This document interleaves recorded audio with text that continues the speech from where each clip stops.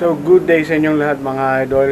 Welcome back to our YouTube channel. Yes mga idol, for today's video may i-review tayo ngayong motor. Bagong motor na kinuha natin. So yan mga idol, let me present to you the Flash 150X Fi ni Rusi.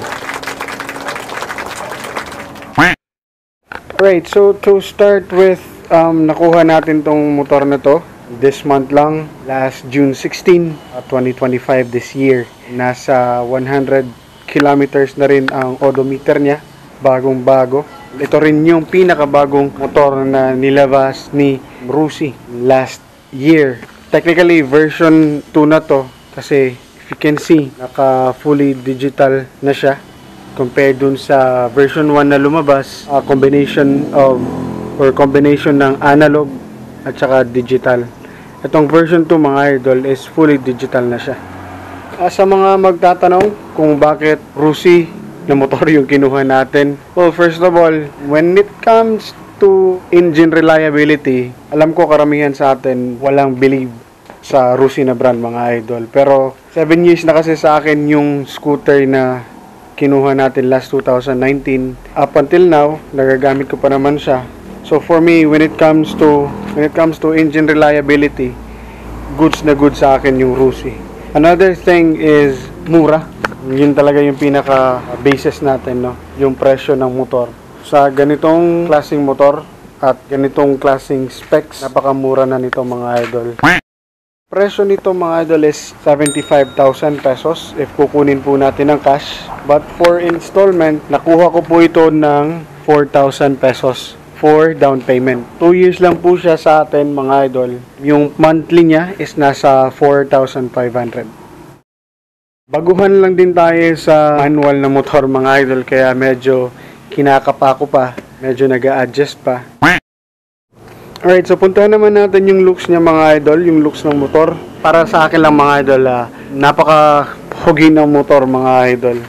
Pagdating sa mga lights, headlight niya and other signal lights, naka full LED na mga idol. And then sa likod mga idol is naka full LED na rin siya. Pagdating naman sa gulong, so yung gulong niya mga idol is naka 120 by 70 by 17. Talagang napakalapad ng gulong niya mga idol sa likod. Sa harapan, naka 90 by 80 by 17. And then both tires ay naka-cordial na brand. Pagdating naman sa fairings niya mga idol, so far maganda naman yung plastic na ginamit ni Rusi. Maganda rin yung paint job. Nakadagdag pogi dito mga idol is itong decals niya. Alam ko marami sa mga Rusi users na tinatanggal itong logo. Pero pagdating dito kay Flash, para siyang naka-embossed. Hindi naman siya literal na emboss. Para siyang nilagyan ng decals and then may parang top coat. Kaya kapag tinanggal or kapag tanggalin to ng pwersahan, babakat talaga yung linya ng decals. Napansin ko rin pagdating sa front suspension niya mga idol, naka-emboss na yung brand or tatak ni Rusi. Pagdating naman sa rear suspension, naka-mono shock suspension siya mga idol. Maganda naman yung play ng shock sa likod, pero napansin ko lang na mas nagiging maganda or mas maganda kapag may angkas. Side mirror, malaki. Kita yung mga sasakyan na sa likod. So, malawak yung sakop ng side mirror niya mga idol. At good thing, wala siyang grado. And then, pagdating sa switch and power button, dito sa left side, meron tayong high and low, busina. Then, turn signals. Yan, turn signals at hazard. Dito sa right side naman, meron tayong switch para sa daytime running light at switch button. Eto mga idol, dito talaga ako nagandahan. Switch natin. Yan. See? Wow! Yan. Pagka turn on mo ng susi, meron ka munang makikitang animation. Then, after ng animation, ito na yung magiging speedometer panel nyo. Yan. So far for me, informative naman. Ito yung RPM niya.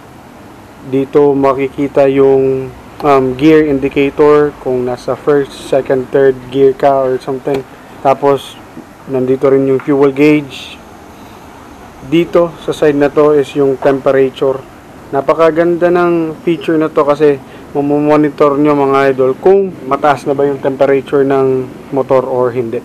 And then of course, dito yung total kilometers na tinakbo ng motor or yung odometer.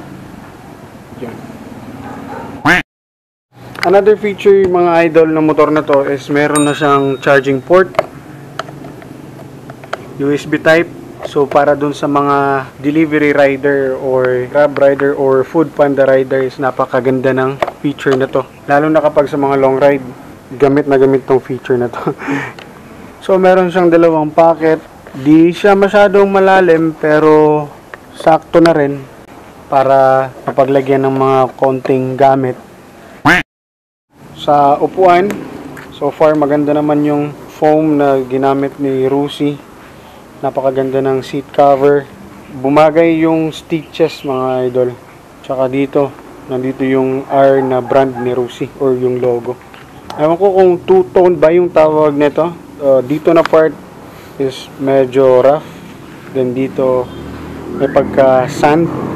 Pero yung foam medyo makapal. So, goods to for long ride.